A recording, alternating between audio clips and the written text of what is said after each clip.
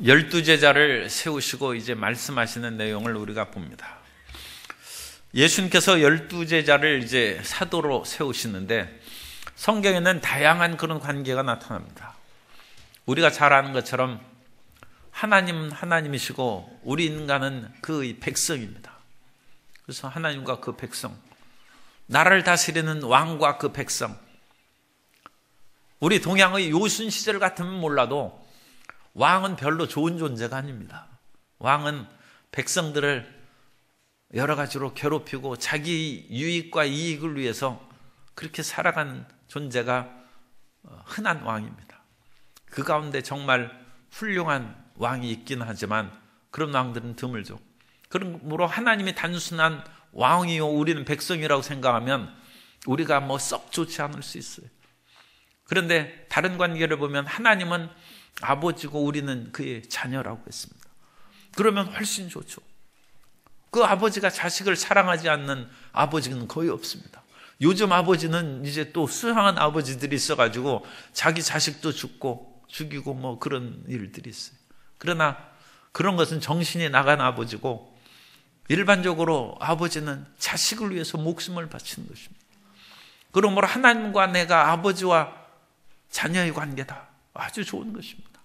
성경에는 또한 부부관계로 하나님은 남편이고 우리는 그의 아내로 이것도 대단한 것이죠. 부부 일심동체고 하나님과의 그런 최상의 그런 관계가 합일, 하나님과의 신인 합일이라고 하는 유니온의 관계입니다. 그럼 우리가 기도할 때에도 간구와 모든 그런 부르짖음과 감사 기도를 뛰어넘는 기도는 신과의 합일을 이루는 유니온의 기도다. 그래서 기도하면서 이제 나와 세상은 간 곳 없고 오직 그리스도만이 있고 그 안에 내가 있는 그런 기도, 그 유니온이죠. 부부의 관계를 통해서 이런 하나님과의 합일의 역사를 체험할 수 있습니다. 그런데 또 성경에는 포도나무와 가지로서 주님께서 공급하시는 진액으로 우리가 살아가고 열매 맺는 가지가 된다.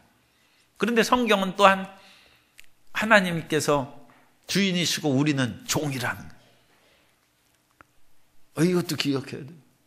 공연히 하나님 앞에 너무 큰 소리 치고 하면 안 돼. 하나님은 하늘에 계시고 우리는 땅에 있다는 것입니다. 그런데 오늘의 관계는 하나님은 선생님이시고 스승이시고 우리는 제자라는 거예요. 그래서 이 제자의 관계에 대해서 우리가 말씀을 봅니다.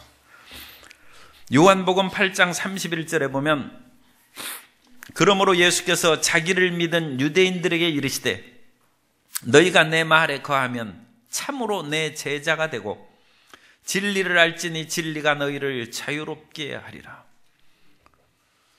이 세상에서 우리가 진리를 잘 모르므로 세상의 여러 가지 일들이 우리에게 거침돌이 되고 사는 것이 피곤합니다.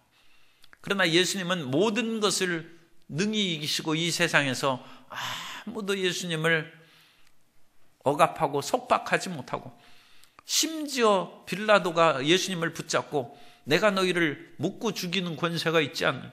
하늘 아버지께서 그 권세를 주신 것이지 내가 그 일을 할 수 있는 것은 아니다. 세상의 핍박과 심지어 사형을 처하는 그 속에서도 예수님은 진리를 아시기 때문에 진리이시기 때문에 자유함을 얻었다.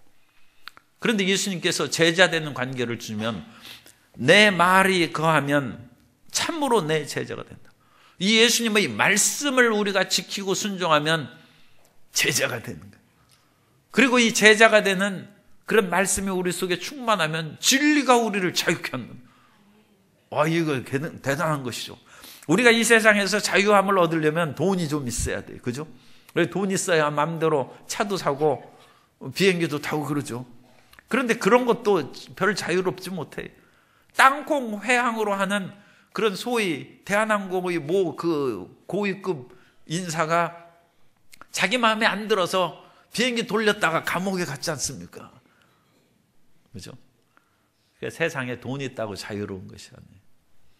그럼 참 자유는 하늘과 땅을 지으신 예수님의 말씀을 붙잡고 살아가는 사람에게 참 자유가 있는 것입니다. 그러니까 이것은 돈이나 권력을 훨씬 더 능가하는 어마어마한 하나님의 축복이요 은혜인 줄로 믿습니다. 그러니까 어떻게 제자가 한번 되고 싶은 생각이 좀 있습니까?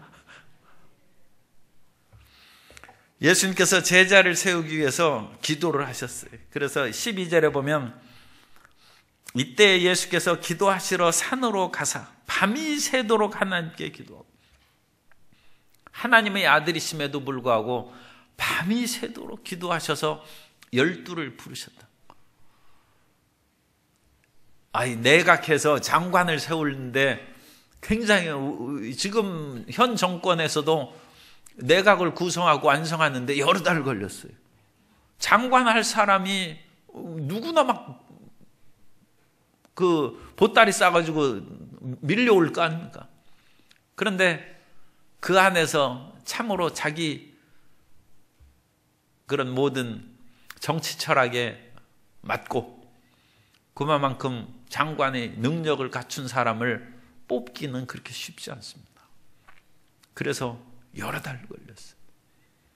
예수님께서는 모든 것을 아시지만 변수가 있습니다. 그 변수는 인간의 마음입니다. 하나님께서 이스라엘을 선택하셨는데 이스라엘이 불순종하고 배신했어요.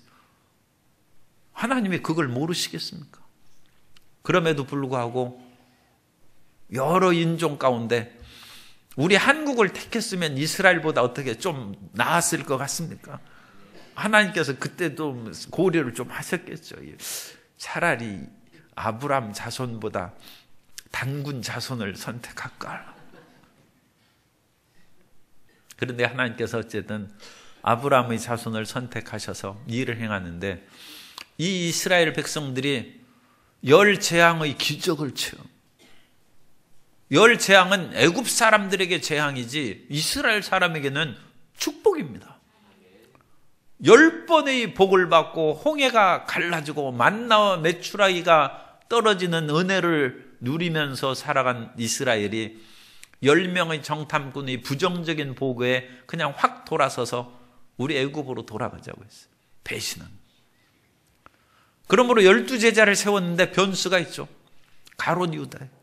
예수님께서 그걸 어찌 모르시겠습니까?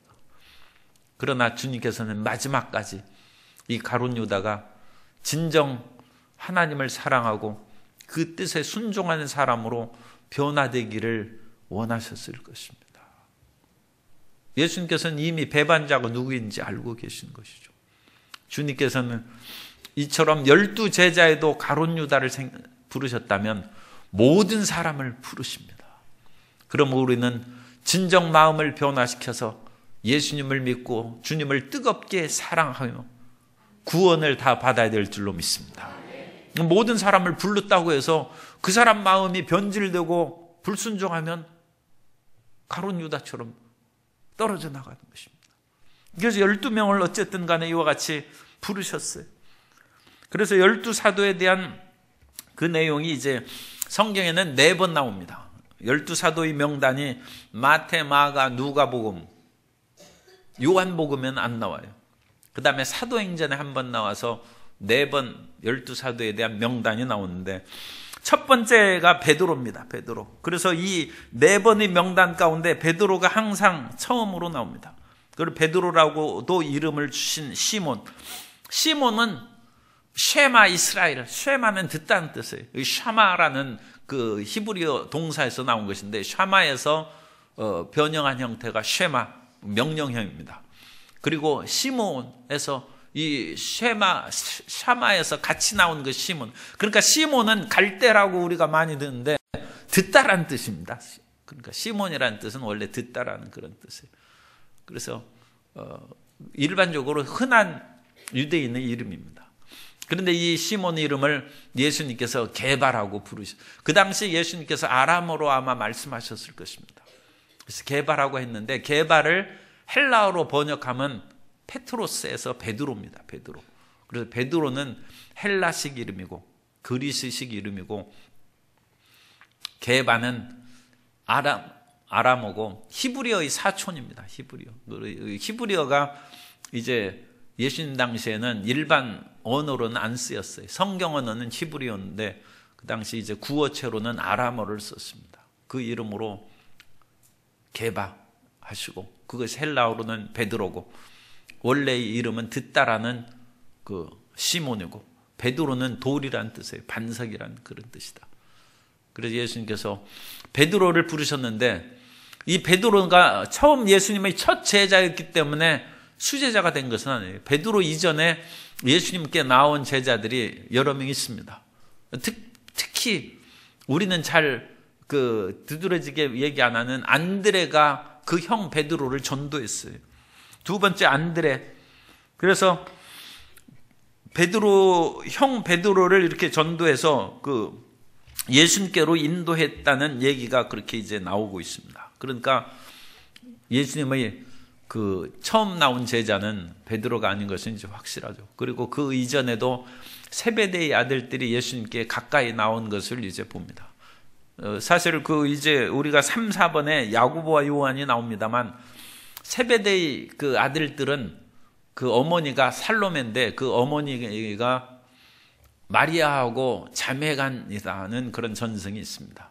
그러면 예수님의 어머니가 이모예요, 이모. 그러니까 예수님과 야고보와 요한은 이종사촌이에요, 이종사촌. 그러니까 어렸을 때부터 알았겠죠. 그런데 어렸을 때부터 같이 친하게 다녔다고 해서 반드시 예수님의 제자로 먼저 부름을 받았다고는 볼 수 없죠. 그러니까 먼저 예수님께 안 것은 틀림없다. 그러나 제자로 나온 것은 그것이 이제 확실하지는 않아요. 그 대신에 안드레는 예수님을 만난 후에 형 베드로를 불렀다고 요한복음에 나오므로 안드레가 예수님보다 베드로보다 예수님께 더 먼저 나왔어요. 그래서 항상 먼저 나온 사람이 처음 되는 것은 아닙니다. 그래서 나중된 자가 이제 더 앞서갈 수가 있는 것이죠. 그래서 안드레고, 이 안드레는 안드로스가 헬라어로 사람이란 뜻이에요. 엔트로폴로지라고 해서 인류학 하는 건 안드로폴로지죠. 안트로폴로지. 그것이 사람 학문이 엔트로폴로지. 그래서 인류학이 인간입니다. 그래서 안드레는 사람의 뜻이고, 야고보는 야곱에서 나온 헬라식 표현이에요. 야곱은 히브리어고 그 야고보라고 이제 음역한 그것은 헬라식 표현이고, 그래서 발뒤꿈치를 잡다는 그 야고보도 그냥 흔한 이름이에요. 흔한 이름이고, 그리고 요한의 이름은 야훼께서는 자비하시다 하는 그런 이름이고, 그렇게 해서 이제 보시면 됩니다. 그 다음에 빌립, 5번에 보면 빌립이 베드로와 안드레와 같은 벳세다 출신이에요. 그리고 예수님의 처음 제자들은 같은 고향 출신들이 여러 명 있어요. 그래서 우리도 고향 사람들에게 전도해야 돼. 그리고 이 전도할 때 가장 중요한 것은 자기 가족에게 전도하는 거예요. 제가 한두 번 말씀드렸습니다만, 유대인들이 별로 전도 안 합니다. 그러면도 유대인들이 계속적으로 뿌리를 내리고 없어지지 않고 유대인들이 번성하는 까닭은 철저하게 자식에게 전도하는, 그게 첫 번째예요. 그리고 자식에게 전도할 때 반드시 부부 이상으로, 그러니까 3명 이상 자식을 낳는 거예요. 그러면 절대로 교회는 성장합니다. 자기 자식, 부부가 2명이죠. 2명 믿었는데 자식 3명 낳고 자식 3명 전도해서 예수님 잘 믿게 만들어 놓고, 그럼 일을 끝난 거예요. 그럼 그 3명이 또 부부가 돼가지고 하면 계속 늘어날 거 아닙니까? 그죠? 그러면 계속 교회는 성장하는 거예요. 그런데 자기 자식 전도 못하고, 내가 꼭 이 얘기하고 싶어서 한 건 아닌데, 너무 마음 아프게 생각하지 말고, 유대인들이 그렇다는 거예요. 그래서 유대인들의 이 전도 전략은 확실한 거예요. 그리고 유대인들이 예수님 믿는 것은 이제 아니니까, 유대교의 그런 하나님을 안 믿으면 집안에서 쫓아냅니다. 그리고 유산을 안 줍니다. 너는 하나님께서 주신 기업을 물려받을 자격이 없다. 그러니까 가끔 영화에서 보면 그 유산을 받기 위해서 그냥 아버지에게 순종하고, 또 그 왕가에서는 왕의 그런 그 계승권이나 그 왕실에 있는 유산을 받기 위해서 자기가 원하는 사람하고 결혼을 못해. 왜냐하면 부모님이 어떤 귀족의 딸하고 결혼하라 하면 자기 마음에 싫어도 결혼해야 돼. 자기 마음이 싫어서 나는 내 마음대로 결혼하겠습니다. 그래? 그럼 너는 왕의 계승권에서 박탈당하고 왕실의 유산에서 제외되는 거예요. 그럼 평민이 되고 돈 한 푼 없이 사는 거예요. 아니, 왕자로 태어나서 돈 한 푼 없이 사는 것은 그건 못 살죠, 사실은. 그러므로 이제 왕자들이 순종하는 그런 얘기가 나오는데, 어쨌든 간에 유대인들은 철저하게 하나님을 믿는 자녀에게 가업을 잊게 하고 상속권을 주는 거예요. 이 믿음의 그것이 이어지는 것입니다. 그리고 이 동양 빌립도 같은 벳세다 출신의 벳세다는 그 갈릴리 바다 북쪽에 있는 벳세다 광야에서 오병이어의 기적이 나오고 그러죠. 그 마을이에요. 그러니까 자기 제자들이 살던 그런 동네에 가서 예수님께서 기적을 행해 주신 거예요. 그래서 이 벳세다는 주를 처음 만난 후 또 여기에서 친구 나다나엘을 주님께 인도하는 내용이 나옵니다. 다 아는 사람, 그러니까 따라서 하세요. 가장 사랑하는 사람에게 전도합시다.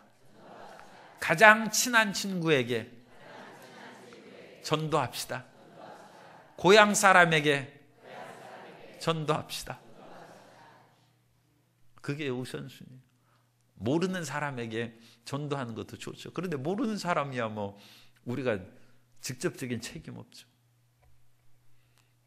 우리는 너무 모르는 사람에게 전도하고 그런 경향이 있는데 그건 확실하지 않습니다. 자기가 사랑하는 사람에게 가장 귀한 것을 주는 것입니다. 그 가장 귀한 것이라고 여기는 만큼 우리가 제자가 된 것입니다. 제자가 된 것이고, 그냥 출세하면 됐지. 내 아들 지금 바빠서 교회 못 나온다.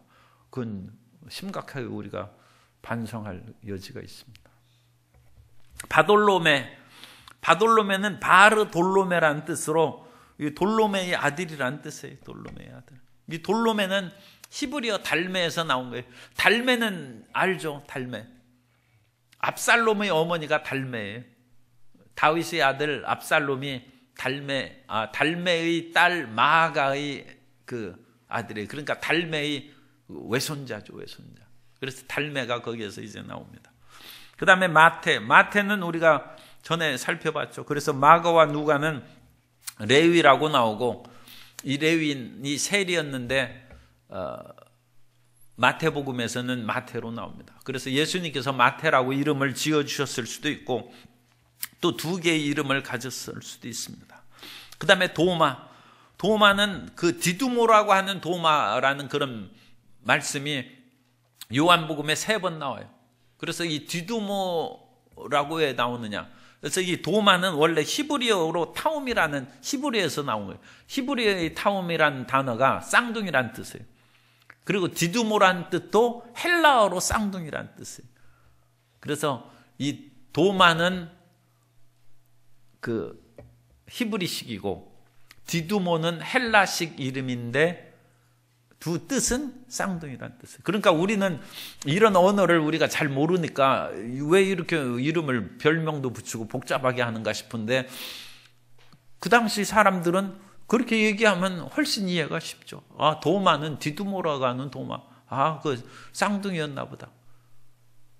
그런데 쌍둥이가 예수님을 믿었는지 그것이 안 나왔어요. 어쨌든 이 도마, 그죠? 그 다음에 이제 알페오의 아들 야고보.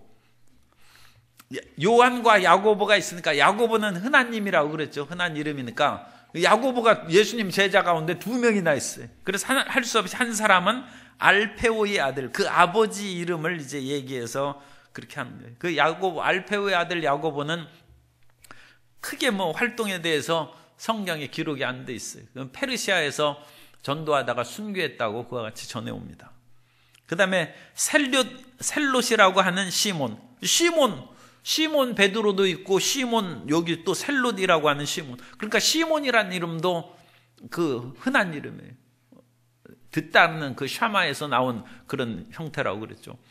그러니까 그런 이름이 많으니까 똑같이 예수님의 제자가 시몬들이 있어요. 그러니까 예수님께서 한 명의 시몬은 베드로라고 이름을 바꾸신 거예요.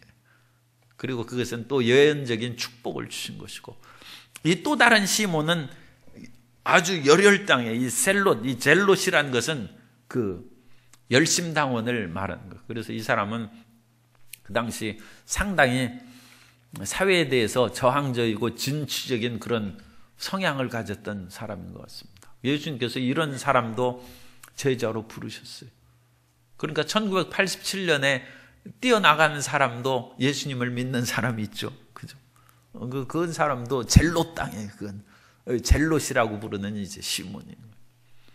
그리고 가나안이라고 부르는데, 이 가나안은 그 아브람 시절에 있던 뭐 가나안 그런 이름이 아니라 카나라는 그런 열심, 불길이라는 히브리어의 카나에서 나온 카나 사람이라는 그런 뜻입니다. 그러니까 우리가 예전에 나오는 뭐 가나안 족속의 그런 뜻이 아니에요. 그런 족속이 아니라 열심을 가진. 그래서 열심 같은, 그러니까 이 성경에 보면 가나안인 시몬이라고도 나오고 셀롯이라고 부르는 시몬이라고 나오는데, 그 뜻이 열심이라는 뜻으로 같은 말이라는 거예요. 같은 말. 그리고 우리가 보면 전혀 다른 얘기인데, 그 당시 자기들이 보기에는 그런 여러 가지 훨씬 더 깊은 어휘 실력이 있으니까 금방 같은 뜻으로 이해하는 거예요. 그래서 성경은 왜 이같이 다른가, 우리는 오늘날 그거 연구하고 이상하게 생각하는데 같은 뜻입니다. 그 다음에 11절에 11번째로는 야고보의 아들 유다. 그래서 이 유다가 있어요. 가롯인 유다도 있고 야고보의 아들 유다도 있고, 그 유다도 흔한 이름입니다. 마테와 마가는 다데오라고도 그렇게 부르는 그런 유다. 요한복음 14장 22절에는 가룟인 아닌 유다가 이르되, 그러니까 이 배반한 가룟인 유다 아닌 유다가 이르되, 주여 어찌하여 자기를 우리에게는 나타내시고 세상에는 아니하려 하시나이까 할 때, 이 가룟 아닌 유다는 이 다데오, 야고보의 아들 유다다. 그 다음에 예수님을 파는 자가 될 가롯 유다가 있다. 이 가롯은 그 그리옷이라는 그 단어인데, 그리옷입니다. 그리옷으로 기럇 여아림 하는 기럇과 같은 단어예요. 그래서 이것도 뭐 단어로 하면 복잡합니다만 우리는 기럇 여아림은 그 알고 있잖아요. 그래서 구약의 이 기럇 그 지역에서 온 유다다.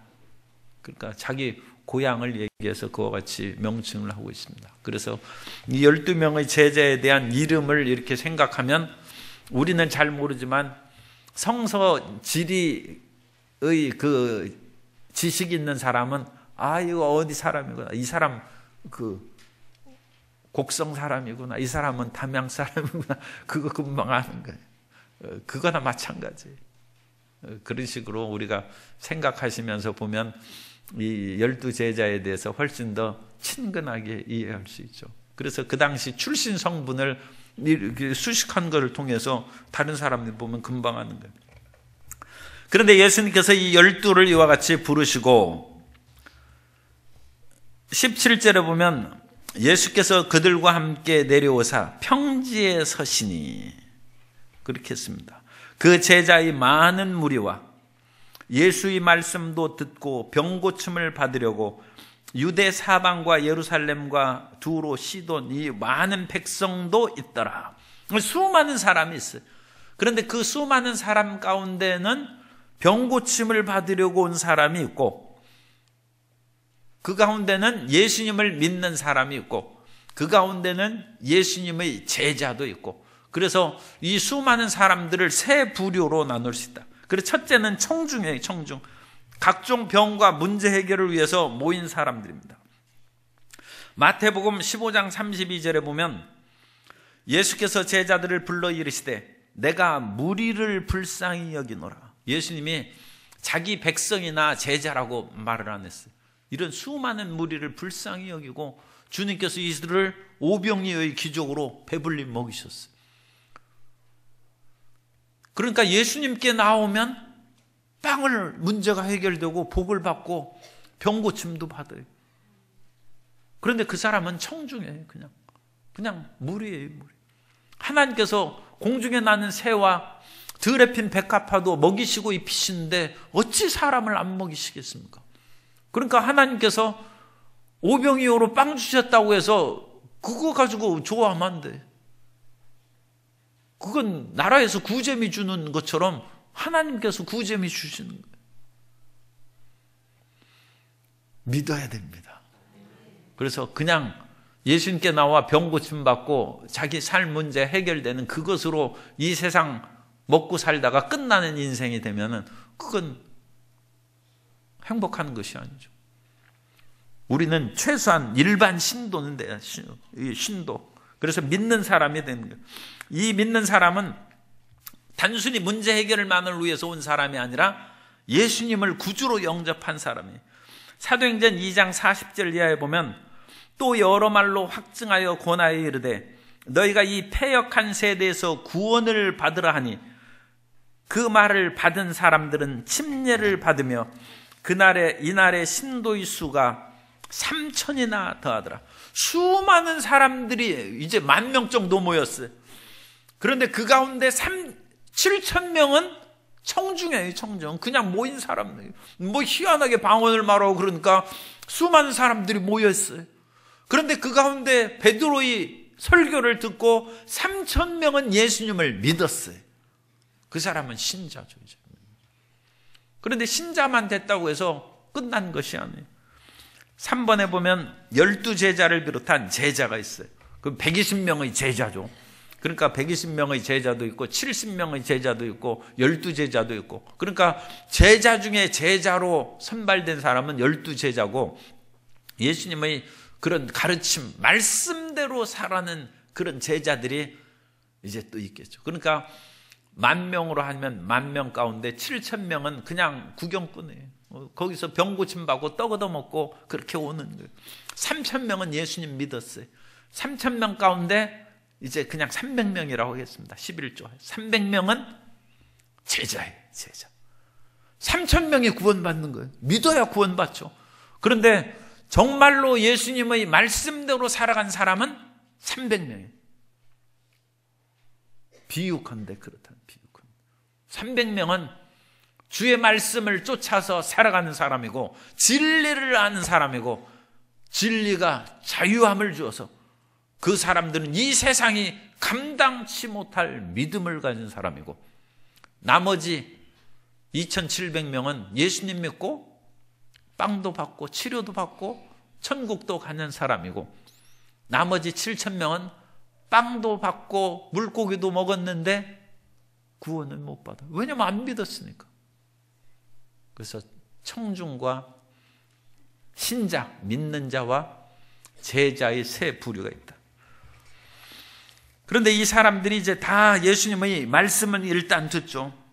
그래서 예수님께서 평지에 서시니 그렇게 했는데 예수님께서 기도하실 때 이제 높은 산에 올라가셔서 기도하시다가 이제 날이 밝음에 내려오셨어요. 그런데 완전히 평지로 내려오신 것이 아니라 산에서 내려오면서 이제 언덕의 그런 평평한 곳에 예수님께서 서신 거예요. 그러니까 이것을 누가복음의 평지설교라고 합니다. 평지설교. 여기 평지라고 나오니까.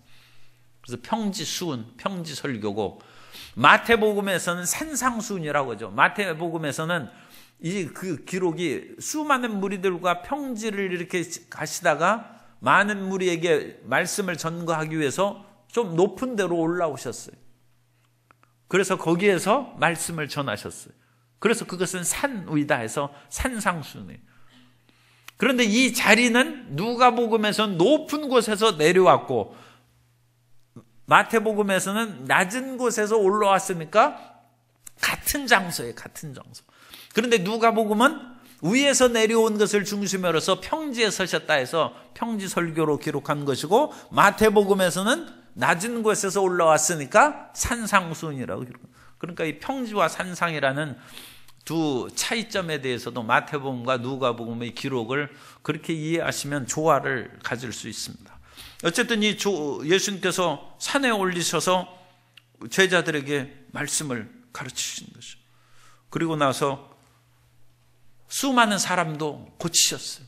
예수님께 병 고치는 능력이 나타나며 수많은 사람들이 예수님의 그 몸을 만지려고 이제 힘을 쓰니 이는 능력이 예수께로부터 나와서 모든 사람을 낫게 함이르라.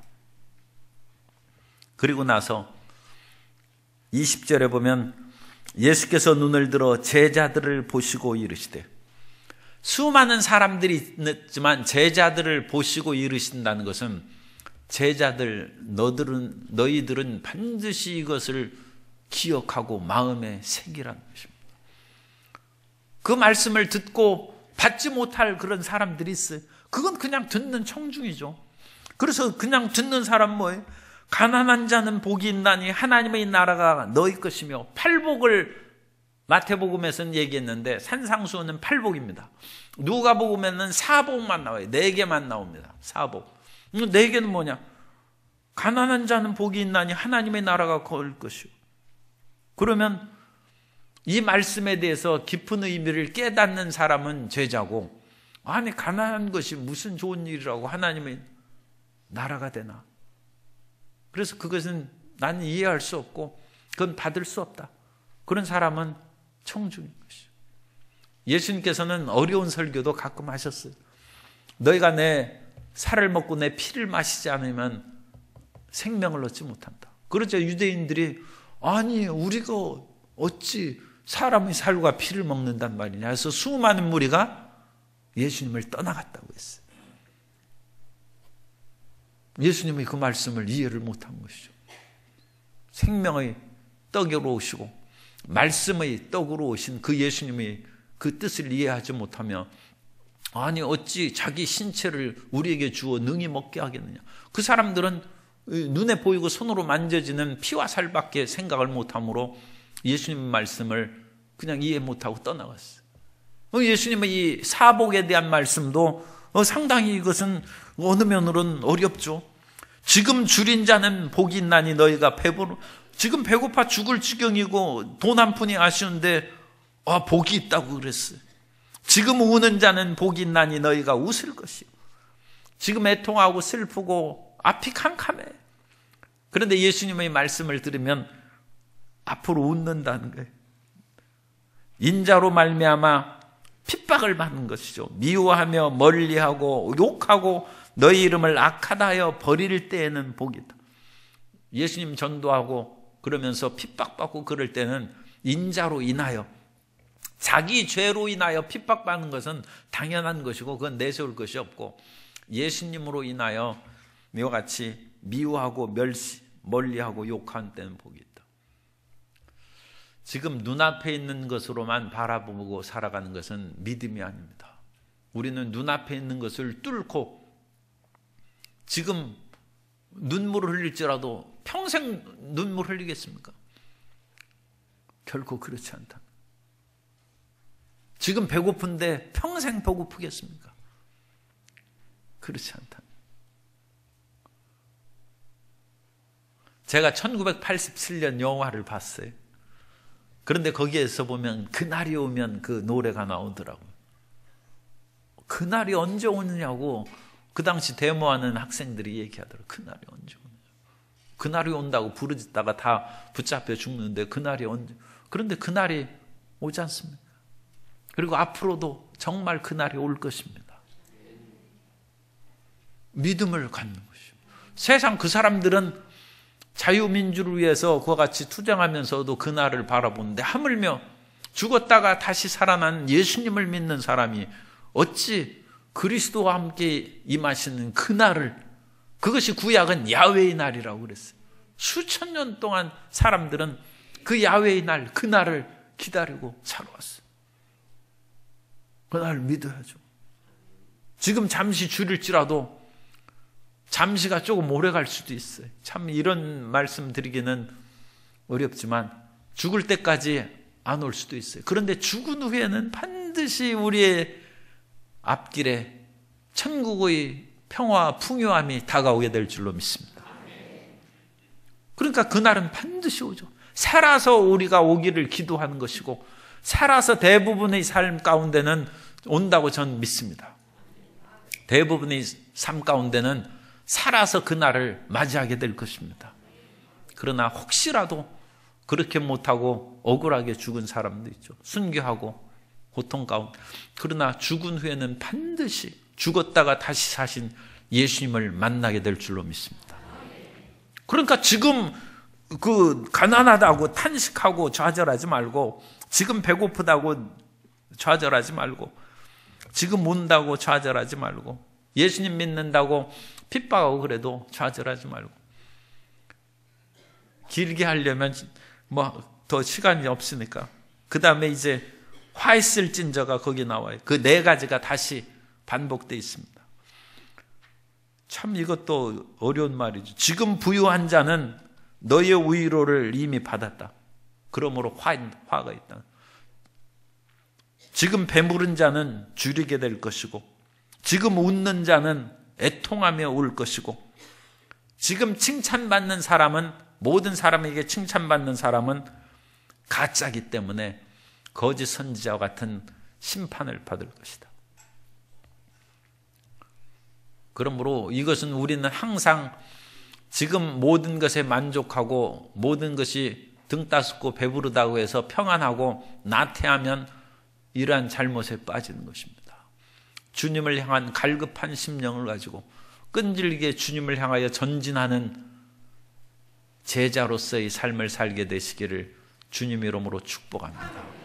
지금 다가오는 가난과 줄이고 눈물 흘리고 핍박받는 것을 너무 좌절하고 고통스럽게 생각하지 말고, 우리는 죽어서는 100% 성공한 것이고 살아있을 때도 99%는 아마 성공을 주실 것입니다.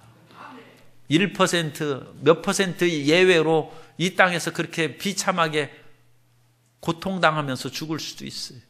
그러나 하나님께서는 반드시 더 큰 것으로 회복시켜 주실 것입니다.